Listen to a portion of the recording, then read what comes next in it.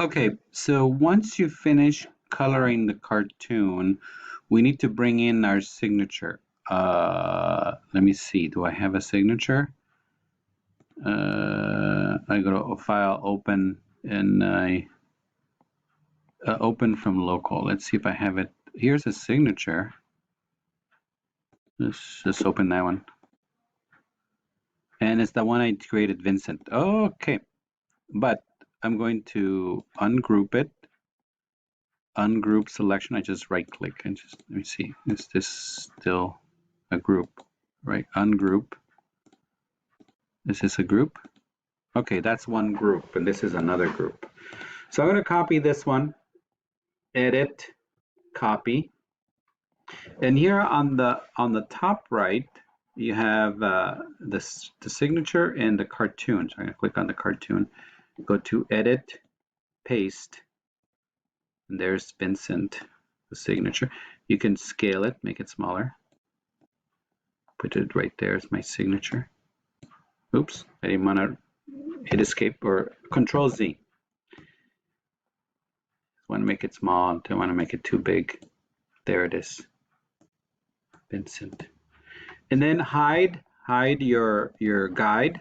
Okay, so there, I got my signature, my color cartoon, and then wait, put the signature also on your black and white drawing. I forgot to tell you that. Put it on your black and white drawing so that you can sign your document with your signature. And save it. Hit save. That little disk is a save floppy disk, in case you didn't know. No, it's just bouncing up and down. It means it's saving. Okay, and then we need to export it. File, export. After you save it, now it's saved in the cloud, but then we need to export it so you can give it to me. File, export, and again, no raster images like PNG, JPEG, or PDF. We want vectors, scalable vector graphic.